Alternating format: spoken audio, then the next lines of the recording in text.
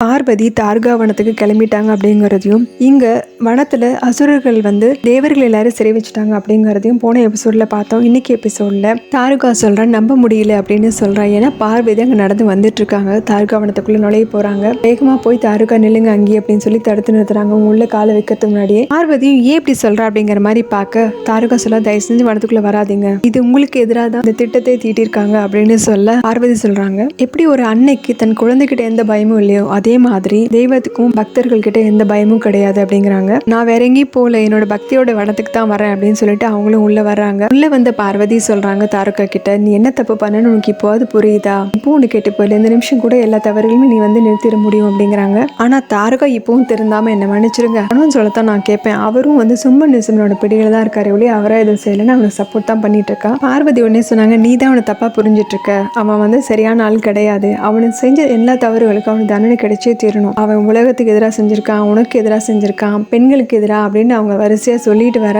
அங்க இவங்க சொல்ல இடையில வர்ற தாருகாசன் சொல்றான், எவ்வளவு அவசரமா பேசுறீங்க, எனக்கு யாரு எப்ப தண்டனை கொடுக்க போறாங்க அப்படிங்கவும் நிசம்மன் சொல்றான், இப்போ உனக்கு தான் தண்டனை கிடைக்க போகுது அப்படின்னு பார்வதி கிட்ட சொல்லிட்டு அவனும் அந்த இடத்துக்கு வர்றான். என்னோட சகோதரனுக்கு உரிய மரியாதை நீ கொடுக்கலாம், ரொம்ப அவமானப்படுத்திட்ட, உனக்கு தான் தண்டனை கிடைக்க போகுது, இங்க உன்னை வந்து எந்த தேவியோ இல்ல பைரவனோ யாரும் உன்னை காப்பாற்ற முடியாது அப்படிங்கிறான். காளி சொல்றாங்க, நீங்க வந்து போயிரு, ஏற்கனவே உன் மேல இந்த கோவத்தை நான் கட்டுப்படுத்திக்கிட்டேன், இன்னொரு டைம் என்னை வந்து கோவப்படுத்தி உன்னோட அழிவுக்கு நீயே காரணமாயிராது அப்படின்னு சொல்லிட்டு இருக்காங்க. அதுக்குள்ள சும்மனுங்க வந்துட்டான். அவன் பங்குக்கு அவனும் என்ன சொல்றான்னா, காளியை நான் பார்க்கணும்னு நினைச்சுதான் இங்க வர சொல்றோம், உன்னை பத்தி எனக்கு பயம் கிடையாது, காளியை பத்தி எனக்கு பயம் கிடையாது, அவன் வழக்கம் போல நீ கைலாயத்துல இருக்கிறத விட என்னோட வாழ்றதா உனக்கு ரொம்ப நல்லா இருக்கும் அப்படின்னு சொல்ல பார்வதியோட கோவம் இப்பதான் ஆரம்பமாகுது. உடனே கோவமா வந்து தாருகா பார்த்து சொல்றாங்க, இப்பவும் ஏன் யோசிச்சுட்டு இருக்க, எல்லாத்தையும் உடனே நிறுத்திடு அப்படிங்கிறாங்க. அதுக்கும் அவன் வந்து யோசிச்சு தாங்கிட்டு நிக்க அதுக்குள்ள தாருகாசுரன் சொல்றான், அப்படி நீ அவங்க பேச்ச கேட்டேன்னா என் கூட இருக்க உறவை முறிச்சிட்டு போயிடலாம் அப்படிங்கிறான். ஆனா தாருகா கொஞ்சம் கூட யோசிக்காம அவ சொல்ல, புரியுதா உங்களுக்கு, நான் உங்க மேல வச்சிருக்க அன்பு தூய்மையானதான், அதே நேரம் கணவன் மேல வச்சிருக்கிற அன்பும் அதை விட அதிகமானது, காளிங்க வந்துட்டாங்கன்னா எல்லாமே சரியாயிரும் அப்படின்றதும் இவ சொல்ற இந்த பதிலை கேட்டுட்டு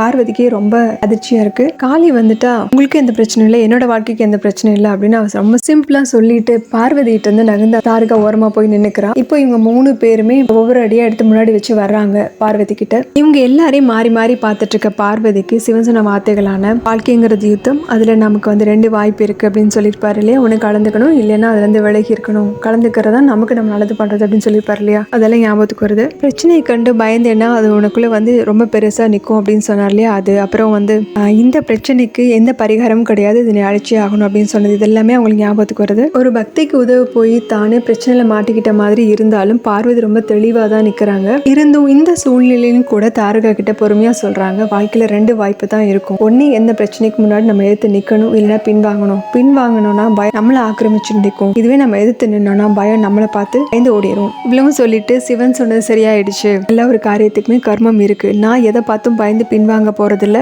நான் வந்து எதையும் எதிர்க்க தயாராயிட்டேன் அப்படிங்கிறாங்க.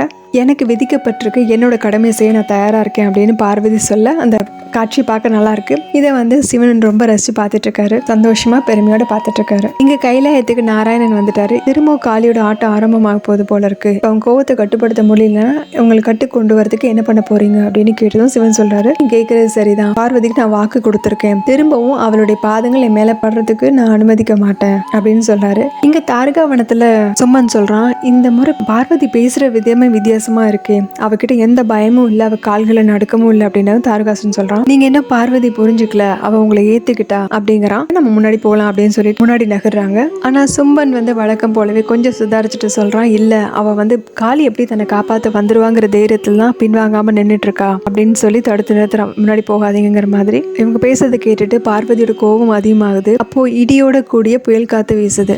சும்மன் சொல்றான், 2 பேருக்கிட்டையும் நிசம்மன் கிட்டயும் தாரகாசுரன் கிட்டையும் சொல்றான், எச்சரிக்கையா இருங்க, காலனுக்கு திசைகள் இல்ல, அதே மாதிரி காளிக்கும் இருக்காது, காளி எப்ப இருந்து எங்க இருந்து வேணாலும் வரலாம் அப்படின்னு அவன் சொல்லிட்டு இருக்கான். இங்க வந்து மகா காளியா உன்னோட கடமையை செய் அப்படின்னு இங்க இருந்து சிவன் சொல்லிட்டு இருக்காரு கைலாயத்துல இருந்து. இதோட இந்த எபிசோட் முடியுது. அடுத்த எபிசோட்ல பார்க்கலாம். நம்ம சேனல் லைக் பண்ணுங்க, ஷேர் பண்ணுங்க, சப்ஸ்கிரைப் பண்ணுங்க, பெல் பண்ணி பிரஸ் பண்ணுங்க. தேங்க்யூ.